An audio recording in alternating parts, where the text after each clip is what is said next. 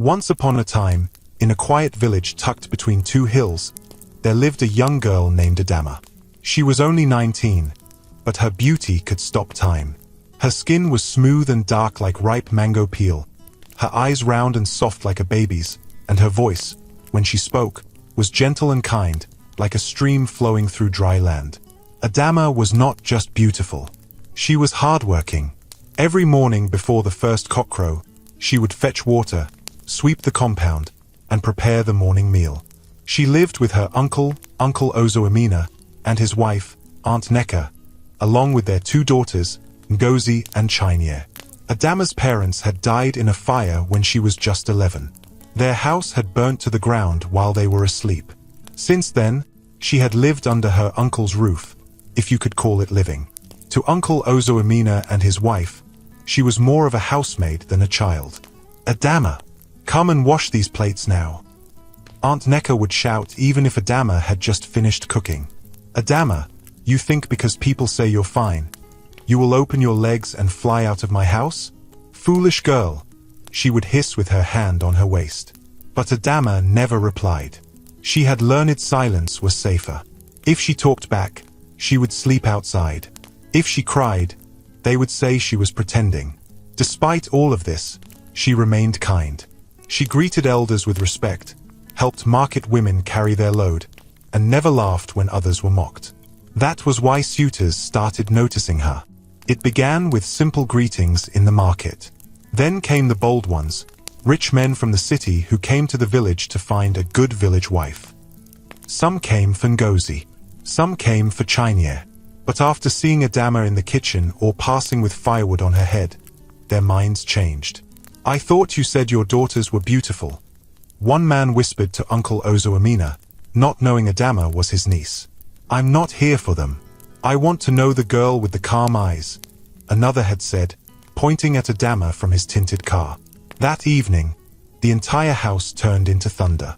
"You are the one blocking your sister's shine," Aunt Neka screamed, throwing Adama's slippers outside. "Every man comes here and changes mouth. What did you put in your body? Witch."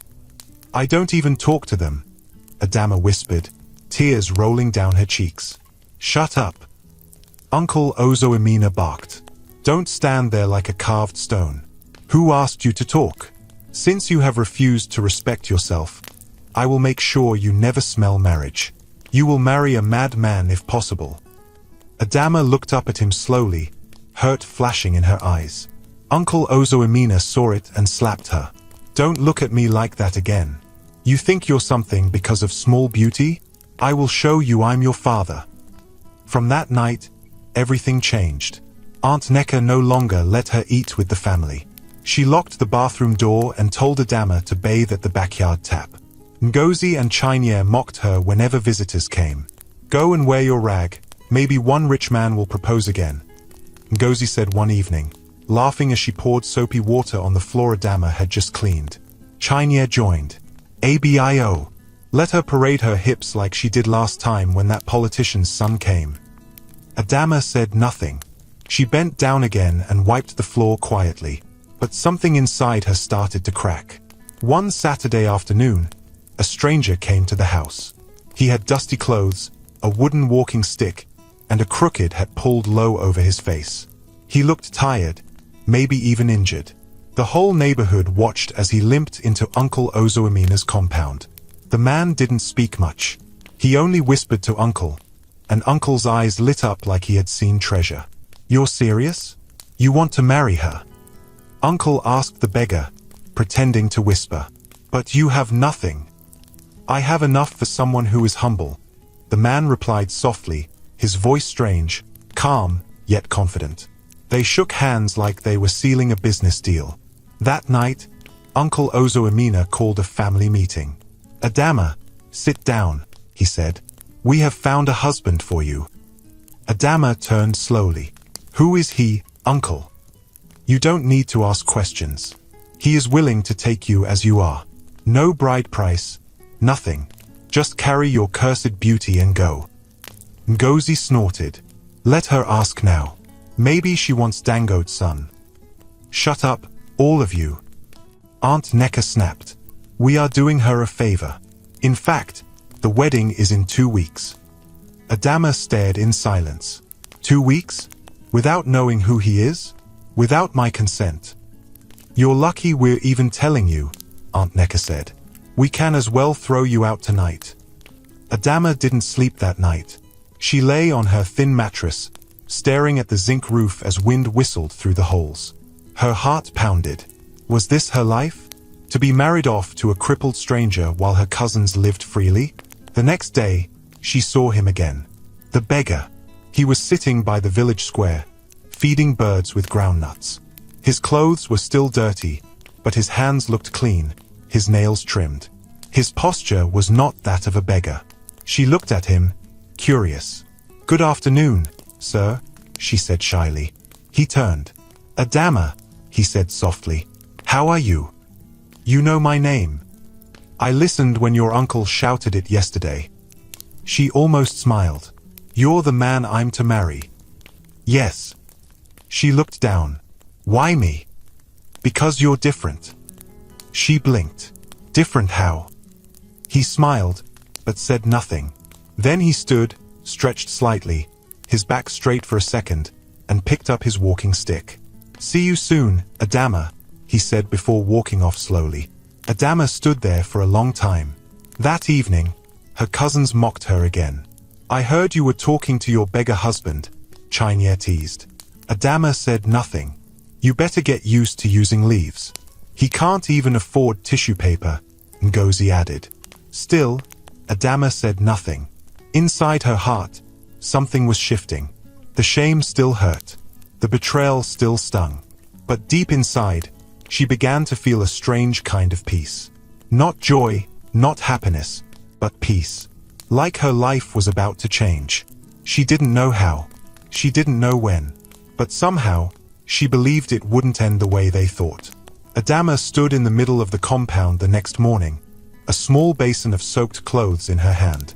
The sun was rising slowly, and the breeze was cool. She watched the sky for a second, hoping that maybe today would feel different. But behind her, she heard the sharp voice she knew too well. "Are those clothes going to wash themselves?" Aunt Necker snapped, stepping outside with her scarf tied in a rough knot. "You're standing there like a tree. Lazy girl." Adama bent her head without replying and walked over to the washing stones. Her hands dipped into the cold water, her fingers moving slowly. A few minutes later, Uncle Ozoamina came out too, tying a wrapper over his singlet. He walked straight to the table under the mango tree and sat with a deep sigh. Then he called loudly, "Ngozi, Chania, come out. Let's have a meeting." The two girls ran out quickly, fixing their wrappers and rubbing sleep from their eyes. Adama didn't stop washing, but she listened. She didn't need to be part of the meeting to know it was about her. "I met with the man again," Uncle said, his voice low but firm. "He's ready." "You mean the beggar?" Ngozi asked, her face twisted in disgust. "Yes," Aunt Necker replied sharply. "And that's the best news I've heard this year. That useless girl will finally leave this house." Chania hissed. "I still don't understand. Why didn't we just throw her out? Must we marry her off like a bride? Throw her out and let one foolish man come back for her later?" Aunt Necker replied, "No. This way, she will enter shame fully.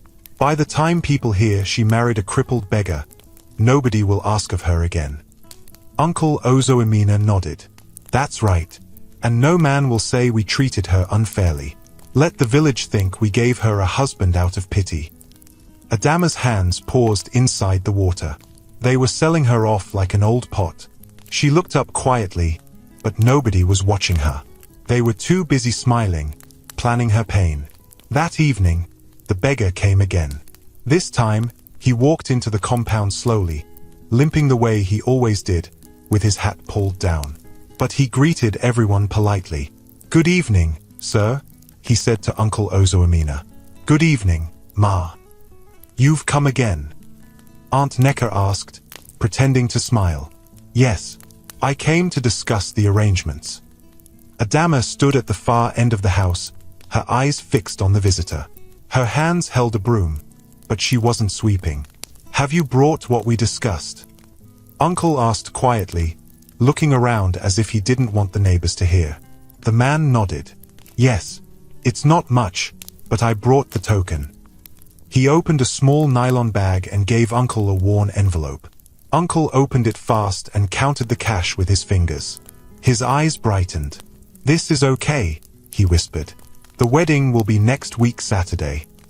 Adama felt her stomach twist. They had agreed. Like traders in the market. And she was the item. Later that night, Adama sat alone behind the house. The moon was half full, and the stars above looked like quiet eyes watching her. She hugged her knees to her chest and didn't speak. She just listened, to the frogs, to the wind, and to the distant voice of Ngozi and Chinyere laughing inside. Suddenly, a shadow appeared beside her. "You're not sleeping," the voice said gently. She turned quickly. It was him, the beggar. She stood up immediately, shocked and confused. Why are you here?" "I was passing by," he said. "I saw you sitting alone." She stared at him. "You shouldn't be here. If my uncle sees you." "I know," he said. "I'll go soon. I just wanted to talk." "About what?" she asked. He stepped closer but still kept a little distance. "About us. About the wedding." Adama looked down. "What about it?" "I know this isn't what you wanted," he said softly. "I know you're not happy." She didn't reply. "But I want you to know," he continued, "I won't force you into anything. If you want to leave after the wedding, I will let you go." Adama raised her head slowly. "Why would you say that?" "Because I'm not here to punish you," he said. "I just wanted someone who could look beyond my face. Someone who would treat me like a human being, not an object of pity." She blinked. "From the first day I saw you," he said, "you didn't laugh when the children mocked me. You didn't turn away when I asked for water. You greeted me with respect." She swallowed hard. "That's what I was taught." He nodded. "And that's why you're different." She stepped back, her voice breaking. "But I didn't ask for this. I didn't ask to be married off like a burden." "I know," he whispered, "and I'm sorry." They stood in silence. Then, he bowed slightly. "Good night, Adama." He turned and walked away, his limp dragging him slowly into the darkness. The days passed quickly. Aunt Neka made sure Adama's life was harder than ever. She gave her the worst chores, shouted at her for no reason, and even slapped her once for walking like a princess. "You better bend that proud neck before your husband breaks it for you," she shouted. Ngozi and Chinyere watched with smiles on their faces. They had stopped pretending. They were happy to see Adama suffer. One afternoon, while Adama was sweeping the compound, a group of women passed by. They pointed and whispered. "That's her," one of them said. "The girl marrying the cripple." Another laughed. "She thought her beauty would take her far. Now look at her." Adama kept sweeping. Her hands moved faster, but her eyes were wet. Later that evening, Aunt Neka called her inside. "Come and see what you will wear on that day." She threw a plastic bag on the bed. Adama opened it slowly. Inside was an old lace gown, torn at the sleeve and stained at the bottom.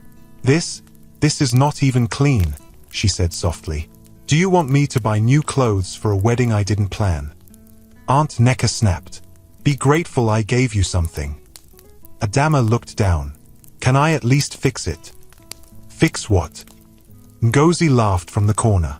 "So you can look like a queen beside your beggar king." Chinyere joined. "Don't worry. Nobody will be looking at you.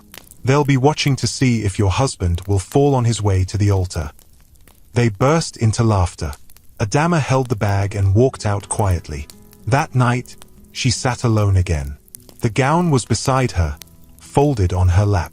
She touched it gently, wondering if this was what her life had come to. A voice broke her thoughts. "You should sleep." She looked up. It was him again. "You like appearing at night," she said, her voice tired. He smiled faintly. "It's the only time I can speak to you without being chased away." She gave a small nod. He sat on a low stone nearby. "Are you afraid?" She hesitated. "I'm not afraid of you. I'm afraid of what comes next." He looked at her, eyes calm. "You're stronger than you know." She stared at him. "Why do you talk like someone who's not what you appear to be?" He smiled, but didn't answer. She narrowed her eyes. "Who are you, really?" "I'm the man who wants to marry you," he said. "That's not an answer." He stood. "Maybe one day, I'll give you the real one." Then he left, disappearing into the dark like a ghost. The night before the wedding, Uncle Ozoamina held a small gathering in front of the house. Just close family and a few neighbors. He stood proudly, talking as if he had done something great. "I didn't want to talk before," he said loudly, "but now let me speak. That girl, Adama, has been under my roof for years. I fed her. I clothed her.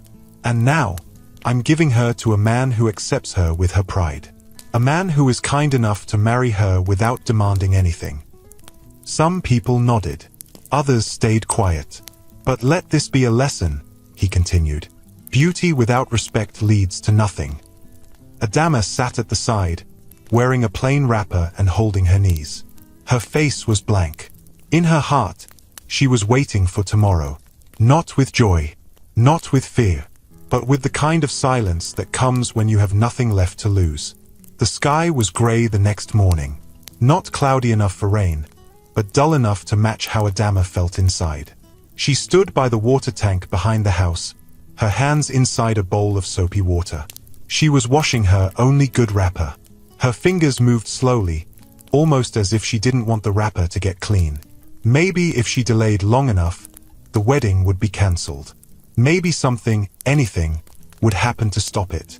But she knew better. Nothing ever saved her. Not when her parents died.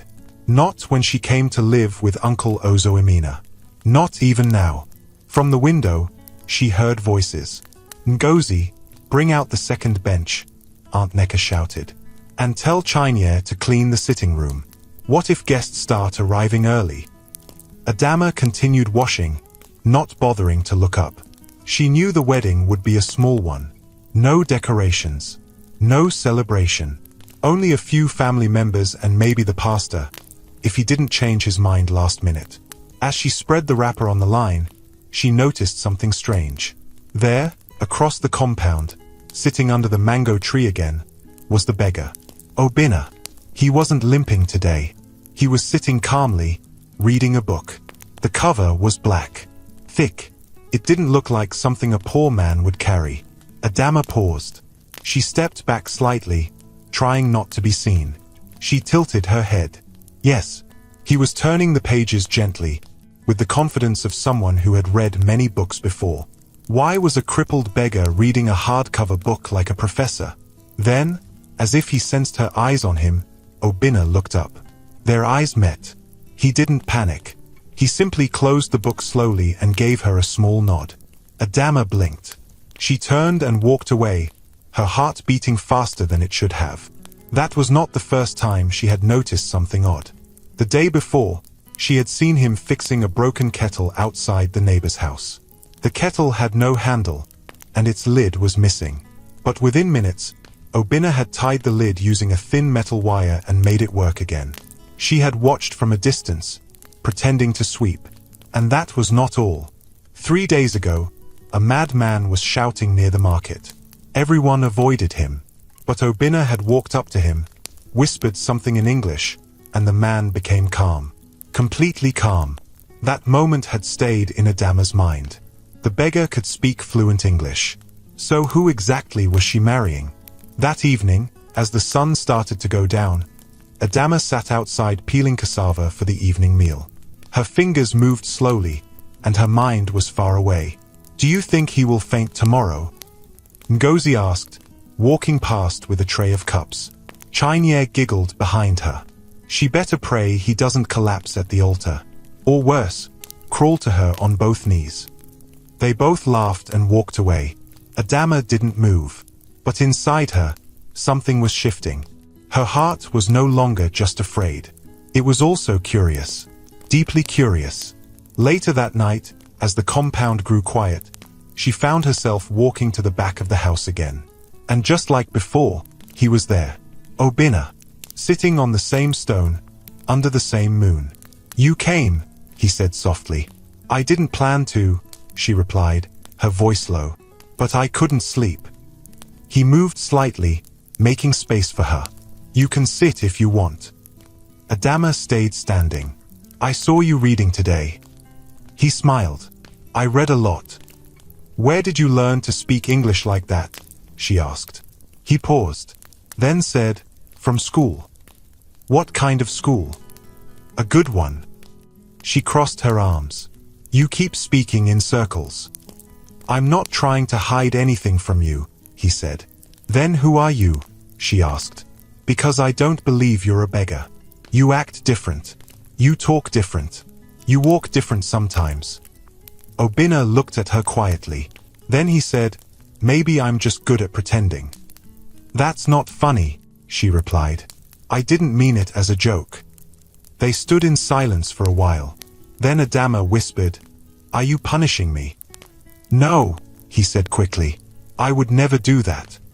"Then why me?" she asked. "Why choose me of all people? They're giving me away like trash." "You're not trash," he said firmly. "You're gold. They just don't know how to value you." She swallowed. "I didn't choose you because you were poor or weak," he said. "I chose you because you had a good heart, even when you had no reason to." Adama blinked, her eyes hot. "I've been watching," he added. "Not in a creepy way. Just observing. You helped an old woman cross the road when everyone else ignored her.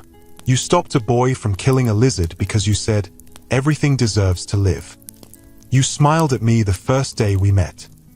That was before I knew you were my future husband," she muttered. He chuckled lightly. "Fair enough." She finally sat down beside him. "Can I ask you something?" "Anything." "What happens after the wedding?" "What do you mean?" "Do I go with you? Do we sleep in the bush? Or under that tree you like so much?" He looked at her. "You'll come with me. But I promise you, you won't lack shelter. You'll be safe." She looked away. "That's still not an answer."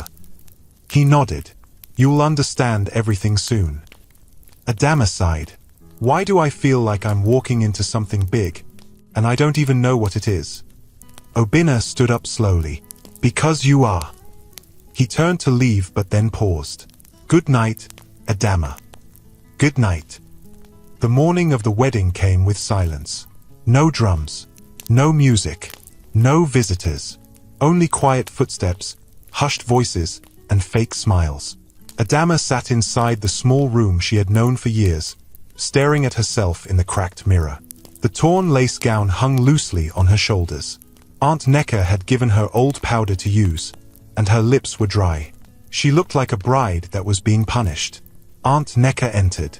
"They are waiting. Come out." Adama stood up slowly. As she stepped into the small sitting room, she saw Uncle Ozoamina, Ngozi, Chinyere, and 3 neighbors sitting like they were in a funeral. The pastor stood near the door, checking his watch. Obinna was there too. He wore his usual ragged clothes, but today they looked cleaner. He still held his walking stick, but his shoulders were straight. They brought out the table and placed a Bible on it. "Let's start," the pastor said. "Time is going." The pastor opened the Bible and read a short verse about love and patience. His voice was fast, like someone reading because he had to, not because he believed in what he was saying. Then he asked, "Do you, Obinna, take Adama as your wife?" "I do," Obinna said calmly. "And you, Adama, do you take Obinna as your husband?" Adama's throat was dry. She looked at him. Then she looked around the room.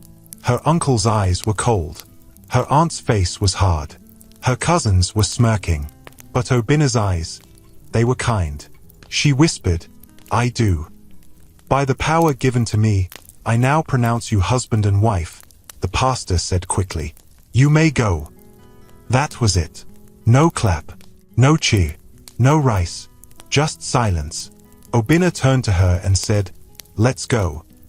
Adama followed him out of the house. Aunt Neka didn't say goodbye. Uncle didn't look back. As they walked out of the compound, she didn't cry. She was done crying. They walked for a short while before turning into a small path by the main road. Adama was confused. Are we not taking the bush path? No, Obina said. We have a car. A car? She asked, surprised. Then she saw it. A black SUV parked quietly under a tree. The driver stepped out quickly and opened the door. Good afternoon, sir, the driver said. Adama's eyes widened. Sir? Obina smiled and helped her into the car. Sit, he said gently. You're safe now. As the car pulled away from the village, Adama sat in silence, her hands folded on her lap. Her heart was beating fast. This was not how poor men lived. This was not how beggars behaved.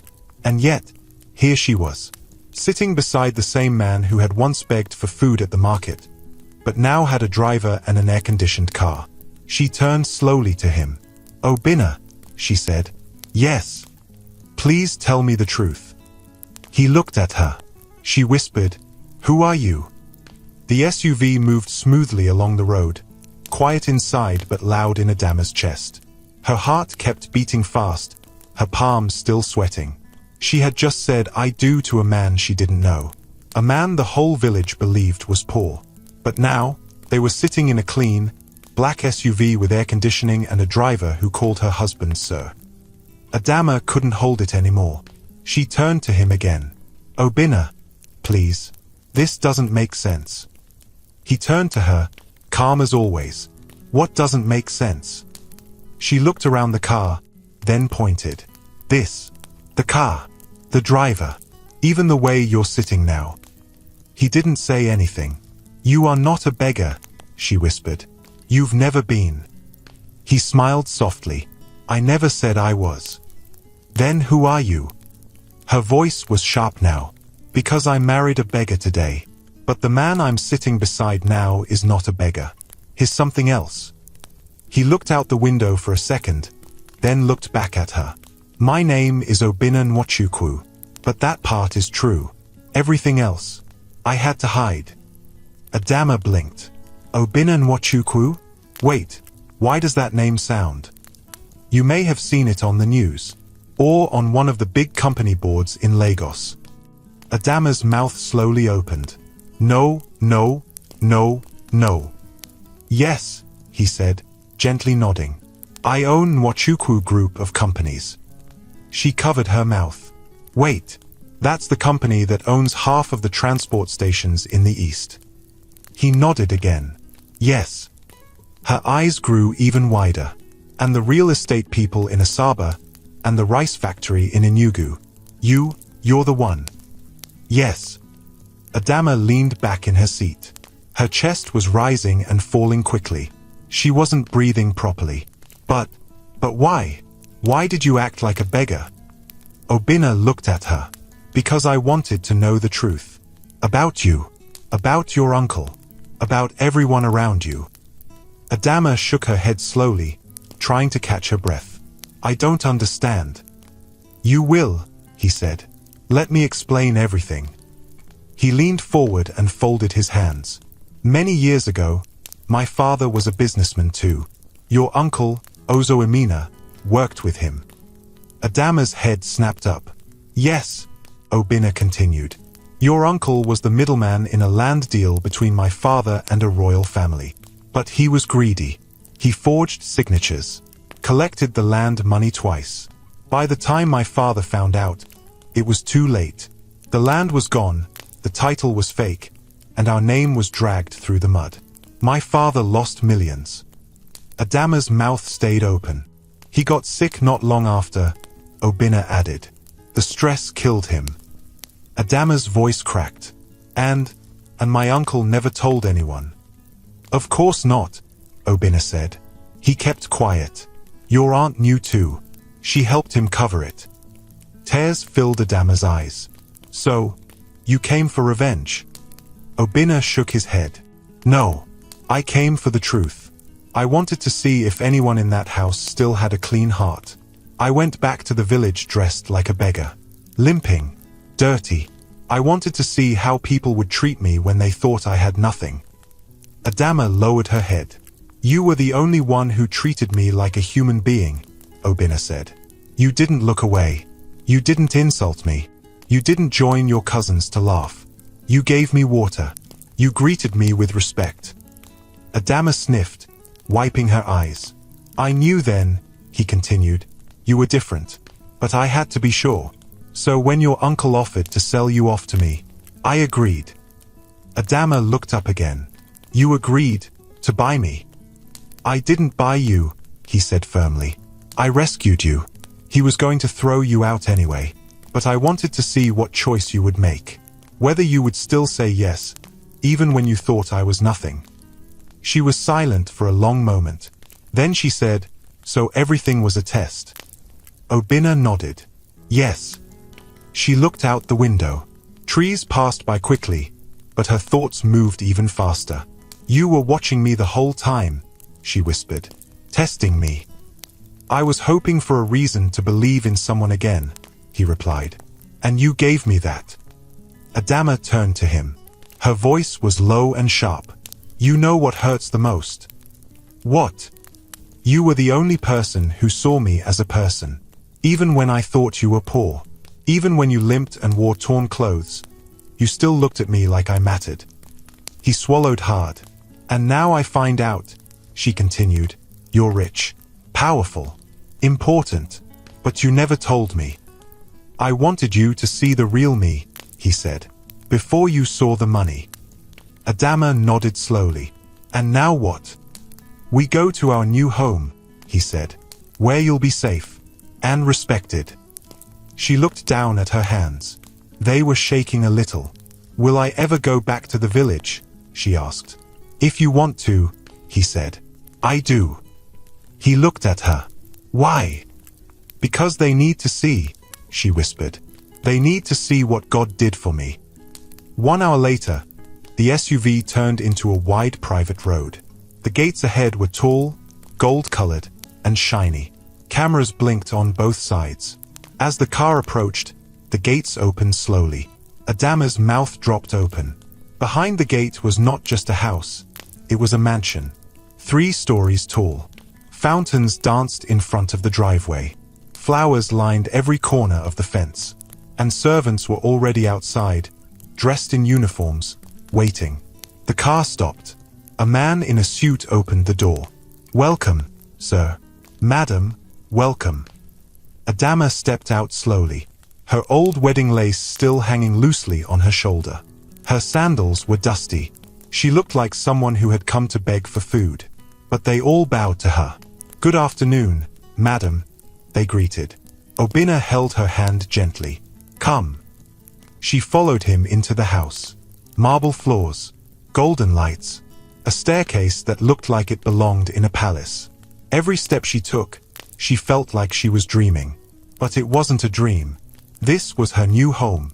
Later that evening, after she had bathed and changed into fresh clothes, she stood on the balcony looking at the garden below. Obina came beside her. She turned to him. So, what now? He looked at her. Now, you live. You breathe. You heal. She nodded. And them. Your uncle and his family. Yes. Obina's jaw tightened a little. What do you want to happen? I want them to know I'm not the failure they thought I was, she said. But I don't want revenge. He smiled gently. Then you're already better than them. Adama looked down at the ring on her finger. It was simple. Silver. Yet it felt heavier now. She turned to him again. Thank you for seeing me. He nodded. Thank you for being you. She looked out at the sky. Stars were beginning to show. She whispered, tomorrow, can we go back to the village? Obina raised a brow. So soon? I want to see their faces, she said, her voice calm but firm. I want them to see the beggar and the bride. Adama didn't sleep much that night. She tried to close her eyes, but her mind kept turning. So many things had happened in one day. That morning, she was the poor orphan bride nobody wanted. By nightfall, she was in a mansion. Married to a man the world thought was a beggar, only to discover he was one of the richest men in the country. It didn't feel real. She stepped out to the balcony again and looked at the sky. The stars were out, clear and bright. A soft breeze brushed her cheeks. She hugged herself and took a deep breath. From behind, she heard his voice. "You should be resting." She turned around. Obinna stood in the doorway. He had changed into a simple white shirt and black trousers, but he still looked calm, still the same man she had spoken to so many times in the dark corners of her uncle's compound. "I couldn't sleep," she said. "Same here," he replied. He walked over and stood beside her. They both looked at the garden below. "Do you still want to go back?" he asked gently. "Yes." He nodded. "Then we'll go in the morning." Adama looked at him. "Will they believe it's real?" "They won't have a choice," he said. "You'll be standing in front of them." "I don't want to make noise or brag," she said quietly. "But they need to know that what they tried to destroy was protected." "They'll see it for themselves," Obinna replied. "That's enough." They stood there for a moment, saying nothing. Then Obinna turned to her. "We'll leave after breakfast. It's about 2 hours from here." Adama nodded. Then she whispered, "Thank you." "For what?" "For not throwing me away like they did." He looked at her. "You were never the problem, Adama. You were just the easiest to blame." By 9 a.m., the next day, the black SUV was ready. The driver stood by the door, waiting. Obinna was dressed in a fitted blue suit with dark sunglasses. He looked nothing like the man who used to limp around the village in torn slippers. His presence alone was loud. Adama wore a simple but beautiful gown, white with gold beads along the sleeves. Her hair was brushed and tied up, and her skin glowed softly under the morning sun. The staff stood outside, bowing as they passed. The gate opened slowly, and the SUV rolled out. Inside the car, Adama held her fingers tightly in her lap. She wasn't nervous. She was just full of things she had never said. "Do you think they'll come outside when we get there?" she asked. "They won't have a choice," Obinna replied. "What if they insult us again?" "They can't," he said, calmly. "Not this time." Adama stared out the window. Trees passed quickly, houses blurred behind them. Her village was coming closer with every mile. But her heart was not the same. The village square was unusually quiet when the SUV drove in. Children stopped playing and pointed. A few old women dropped their baskets and squinted. People whispered. Some stepped out of their shops. "Who's that?" someone asked. "I think it's a minister," another said. "Or a government person." Then the car stopped right in front of Uncle Ozoamina's house. The door opened. Obinna stepped out first. Tall, calm, unshaken. Then Adama followed, and the entire village gasped. Aunt Neka was standing at the gate, holding a broom. She froze. Ngozi ran out, dressed in a wrapper, and stopped halfway when she saw them. Chinyere peeped from the window, then ducked immediately, and Uncle Ozoamina slowly walked out, his face pale. Adama didn't say anything. She just stood there, peaceful, whole, strong. Obinna turned to the driver and said, "Bring it." The driver opened the back of the SUV and brought out a small box.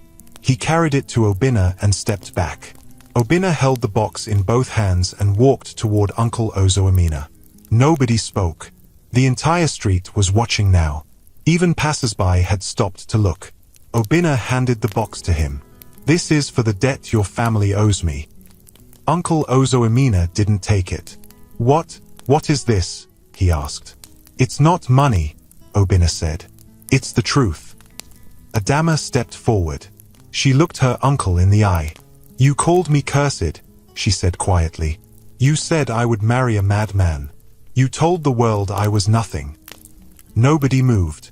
"And yet," she continued, "God still remembered me." Tears filled her eyes. "I didn't come here to insult you. I came to show you that even when people try to bury a seed, it can still grow." Aunt Neka opened her mouth but said nothing. Ngozi stepped back and entered the house. Adama turned to her cousins. You laughed at me. You called me names. You said I would beg to eat. They looked away. But today, she said, I came to give, not to take. She reached into her bag and brought out another small envelope. She walked over and placed it on the bench beside the house. For you and your daughters, she said to Aunt Necker. Buy something nice. Aunt Necker's lips trembled. Then Adama faced the crowd that had gathered. I'm not better than anyone here, she said. I'm just proof that your story doesn't end where others leave you. Then she turned and walked back to the SUV. Obinna followed quietly. The driver opened the door. And just before she stepped in, she turned around one more time. Thank you for kicking me out, she said to her uncle. If you didn't, I would never have walked into my real life. The door closed. The car drove away, and the village remained frozen. In the car, Adama sat back, breathing slowly. Obinna looked at her. You didn't have to give them anything. I know, she said, but I needed to.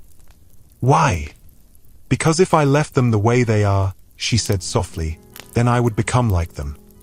Obinna smiled. You're nothing like them. Adama nodded.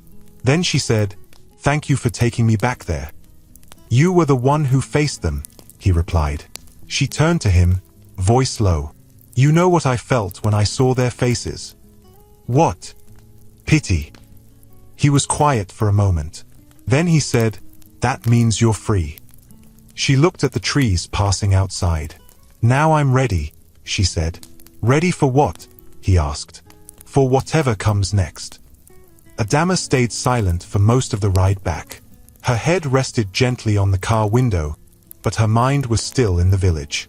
She kept seeing Uncle Ozoamina's face, shocked, confused, frozen.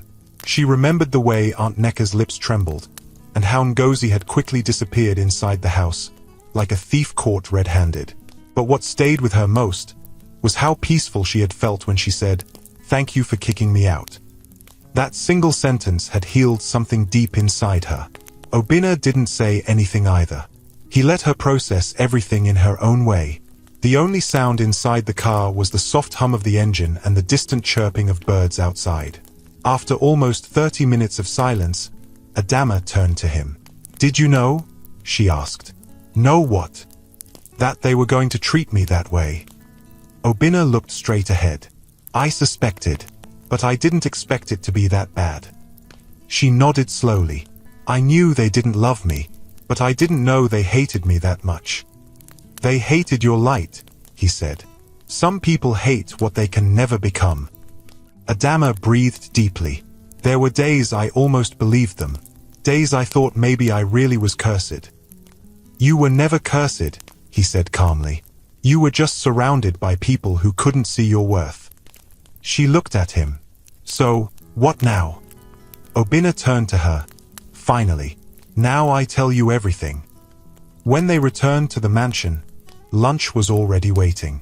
They sat in the dining room, a wide hall with long glass windows, silver spoons, and white plates neatly arranged by trained staff. Adama picked at her rice slowly. Her appetite was still hiding. Obinna dropped his spoon and leaned back in his chair. My father died 10 years ago, he began. Adama looked up. He was strong, tough, honest.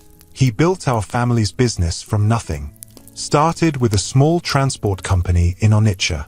By the time I was 15, he had over 20 buses across the east. She nodded slowly, listening carefully. But not everyone liked his success, Obinna continued. Some men wanted fast money. Your uncle was one of them. He worked with us, trusted like family. He introduced us to a land deal in Abia. Said it would double our value. My father believed him. Adama's eyes didn't blink. It was a lie, Obinna said flatly. The documents were fake. The land had been sold twice. And my father lost everything. He clenched his fist. He tried to stay strong, but the shame killed him faster than the loss. He fell sick and died in his sleep. Adama's mouth tightened, and they just continued life like nothing happened. Yes, he said. They even spread rumors. said we were careless, that my father was greedy. Nobody knew the truth. She swallowed. So you came back to punish them? No, he said. I came back to test them. She blinked. How? Obinna leaned forward. After my father died, I took over. I built the company again. Slowly, carefully. I didn't want to be seen.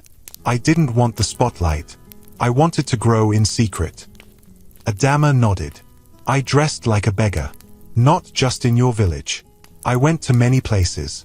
Watched how people treated strangers. I gave some of them jobs later. Helped some disappear from poverty. But I was looking for something more. Adama tilted her head. What were you looking for? He looked straight into her eyes. Someone real. She paused. Real how? Someone who wouldn't see my money, he said. Someone who wouldn't try to impress me. Someone who could sit beside a beggar and still feel human. Adama's lips parted slightly, but no words came out. That day I saw you, he went on. You were carrying firewood. You helped a crying boy who had lost his sandals. You tied his shoe with your scarf. Adama frowned. That wasn't a big thing. It was everything, Obinna said. You didn't know anyone was watching. That's what made it real. She slowly dropped her spoon. He looked at her. I didn't choose you because I felt pity. I chose you because you reminded me of the kind of woman my mother was. Strong, patient, kind. Tears filled Adama's eyes. I wanted to be sure, he continued. So when your uncle tried to push you on me like trash, I agreed. I wanted to see your heart. Would you laugh? Would you mock me? Would you run away? She whispered. I didn't know what to do. Everything was happening so fast. And you stayed, he said. You didn't shout. You didn't curse. You just endured. Adama lowered her head. Because I had no one else. I didn't stay because I was brave. I stayed because I had nowhere else to go. He shook his head. You stayed because you were strong. Adama looked at him, tears dropping down her cheeks. Do you really see me like that? He reached across the table and held her hand. More than you see yourself. Later that day, they walked through the house together. Obinna showed her every room, the office, the private library, the indoor garden where rare flowers grew. At one point, he opened a door to a wide room filled with sewing machines. What's this? She asked.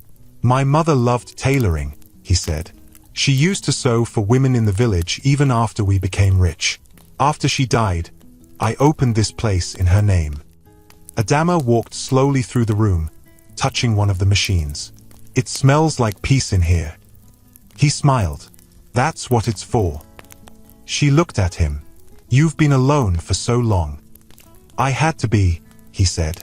There was too much noise around me. Too many people pretending. And now, she asked. He looked into her eyes. Now I have someone I don't have to pretend with. That night, after dinner, Adama sat on the soft couch in the living room, staring at the photo on the wall. It was Obinna as a little boy, sitting on his father's lap. They both wore matching white clothes, smiling without fear. Obinna walked in and sat beside her. Do you ever miss them? She asked. Every day, he said. She looked at him.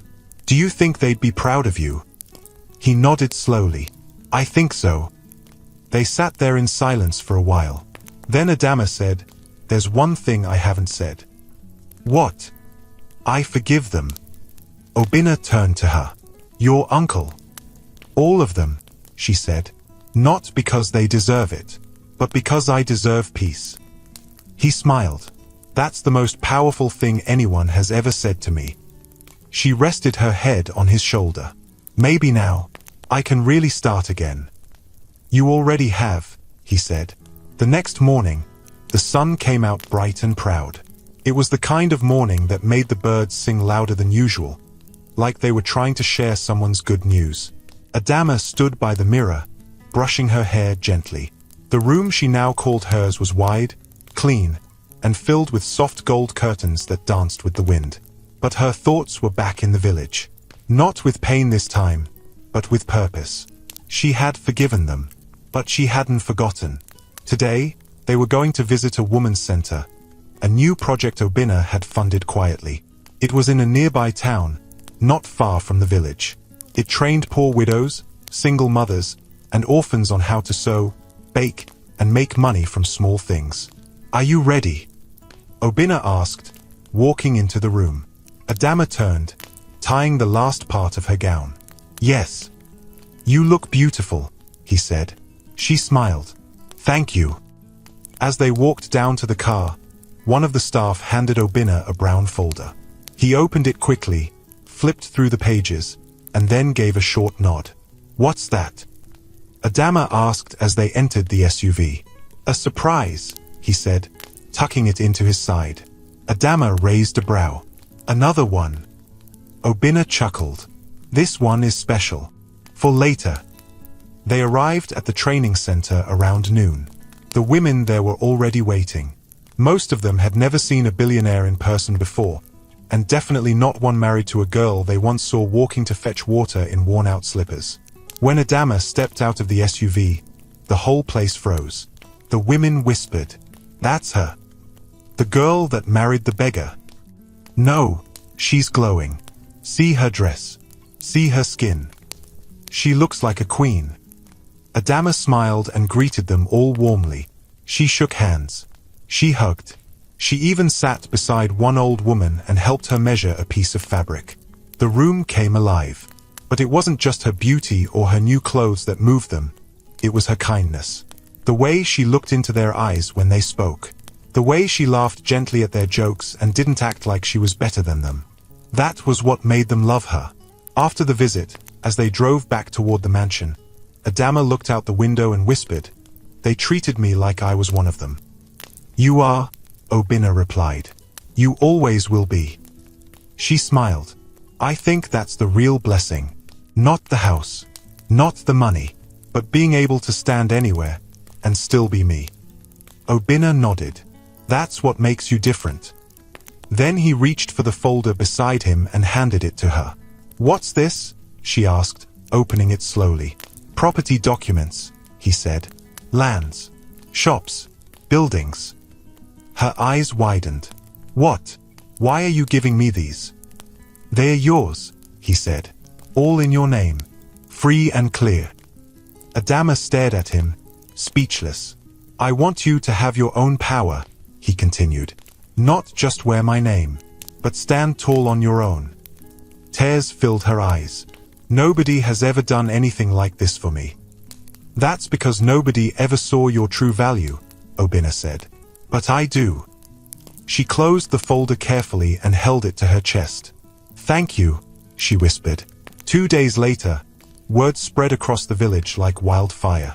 The beggar Adama married was a billionaire, and she was now the rightful owner of 3 shops along the main road, plus a bakery site that had been abandoned for years. People were shocked. People were ashamed. But the most shocked of all was Uncle Ozo Amina. He sat on his broken bench that morning, staring at the walls of his house like someone waiting for the roof to collapse. Aunt Neka paced the kitchen angrily. "What kind of thing is this? How can Adama be the one God lifted? After everything we did? After everything we said?" "She tricked us," Ngozi muttered, folding her arms. Chinyere hissed. "That girl has always been sneaky, acting quiet all the time. Meanwhile, see her now, walking beside a man with cars and guards." Uncle Ozo Amina stayed quiet. His face was stiff, his mouth dry. A neighbor walked past and shouted over the fence, "Uncle Ozo, I hear your daughter is now richer than the chief. Eh? Better go and beg her oh." Ngozi flinched. Can you imagine the insult? That afternoon, they called a family meeting. "We must go and see her," Aunt Neka said firmly. "It's not pride. It's wisdom. If we wait too long, her heart will turn."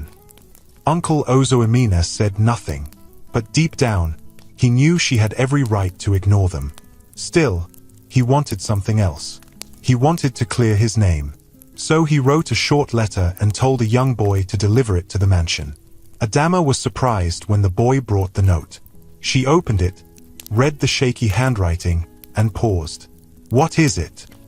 Obinna asked, coming beside her. "It's from my uncle," she said. "He wants to talk." Obinna took the letter, read it too, and then looked at her. "Do you want to see him?" She folded the letter and placed it on the table. "Yes." He didn't ask why. He just nodded. "I'll have a car take you. You can go alone, if you want." She looked at him. "You trust me that much?" He smiled. "I always have." Later that day, Adama stepped into her old compound once again. This time, there was no fear in her steps, no shame in her shoulders. She walked with quiet power. Uncle Ozoemena sat outside waiting, his head down. When he saw her, he stood quickly. "Adama," he began, "thank you for coming." She said nothing yet. "I don't know what to say," he added. "What we did to you, it was wrong. Very wrong. I have no excuse." Still, she said nothing. "I know you don't owe us anything," he continued, "but I just wanted to say I'm sorry." She looked at him carefully. "Why now?" "Because I see the truth now," he replied. "You weren't the problem. We were." From behind the door, Aunt Neka peeped. Ngozi and Chinyere stood in the shadows. Adama turned slowly to them. "You all said I was cursed. You made me feel like I was a mistake." They didn't speak. "But even if you hated me," she said, "you didn't have to sell me off like a slave." Tears ran down her cheeks.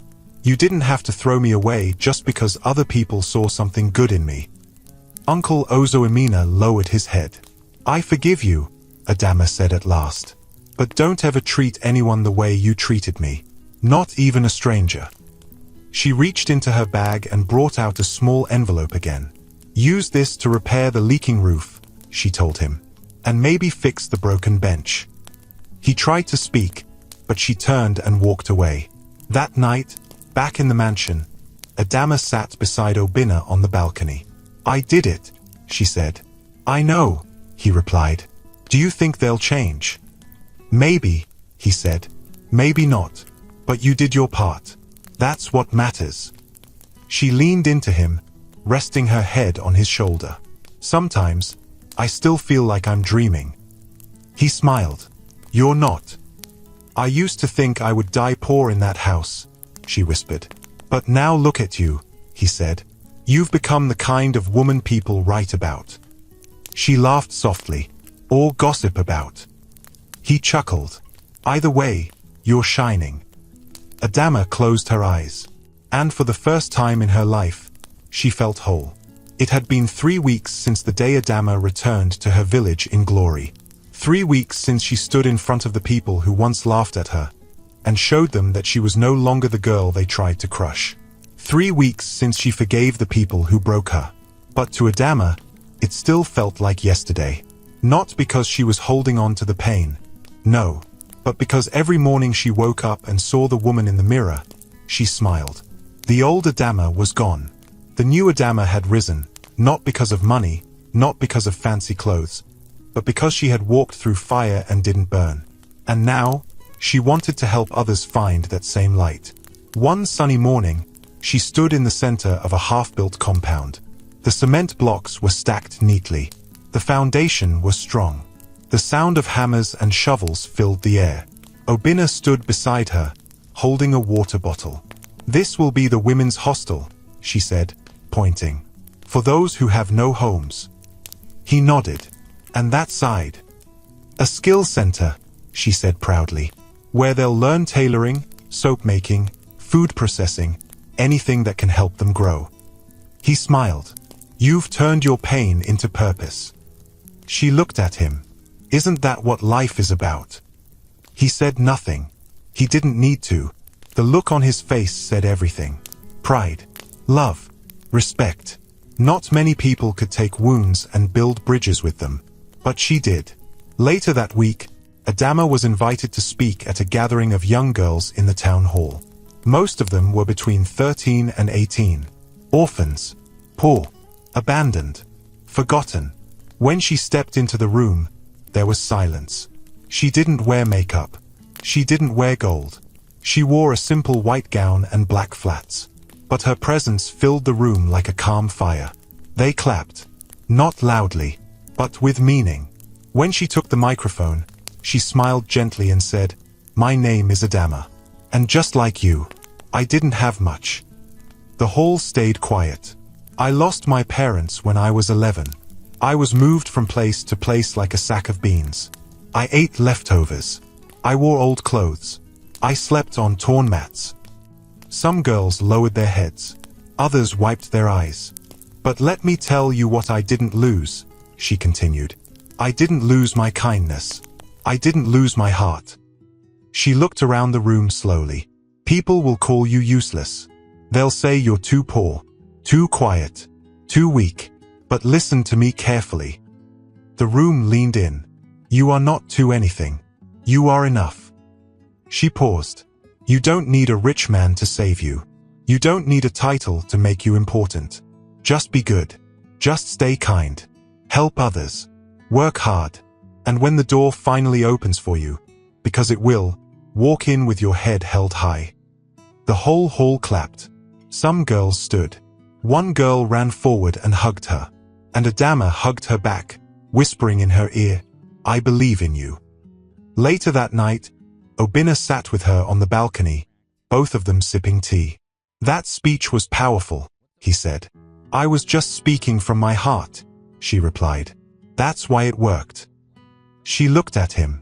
"Sometimes I still wonder what would have happened if you never came to that village." He smiled. "Then maybe you'd still be in that compound, sweeping the floor and eating cold food." She chuckled. "Maybe."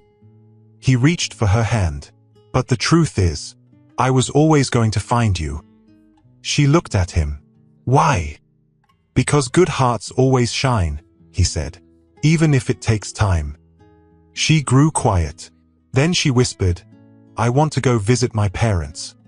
Obinna nodded. "Tomorrow?" "Yes." The next day, she dressed in a blue wrapper and tied her head with a matching scarf. No driver. No SUV.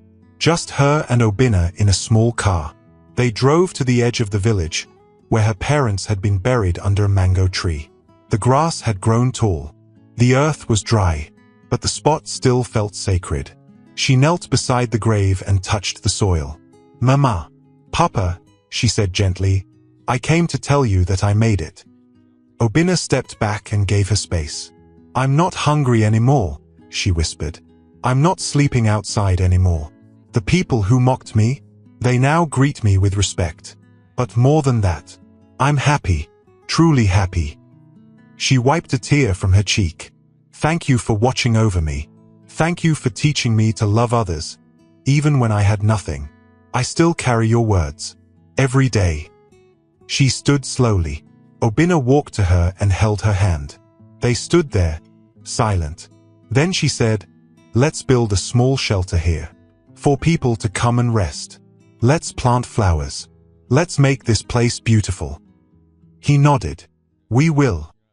Months passed, and the story of the beggar's bride spread across towns. Some said she married a madman. Others said she was a prophetess who saw the future. But those who knew the truth knew this. She was simply a girl who stayed good when life was unfair.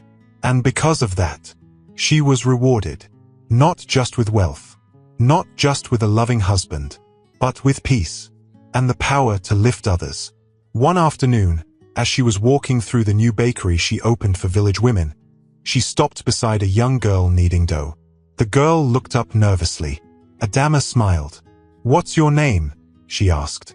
"Chisholm," the girl replied. "Do you like it here?" The girl nodded. "Yes, Auntie." Adama handed her a bottle of cold water. "Do you know why I built this place?" Chisholm shook her head. Adama knelt to her level and said, "Because someone once looked at me and said, 'You're not worth anything.' And I promised myself I'd never let another girl feel like that again." The girl smiled shyly. Adama stood and said, "One day, you'll help others too." That night, Obinna came home with something small in his hand. "A gift," he said. Adama opened the box and gasped. It was a necklace. Silver. Simple. with one word carved into the heart-shaped pendant. Seen. She touched it gently. You remembered, she whispered. Obinna looked at her. I saw you when nobody else did, and I'll keep seeing you, every day. She wore the necklace. Then she hugged him tightly. Epilogue. A few years later, Adama's foundation opened 10 centers across Nigeria. She spoke in universities. She sponsored orphans. She sat with world leaders. But every time someone asked her, "What changed your life?" she said the same thing. Kindness. That's it. That's the whole story.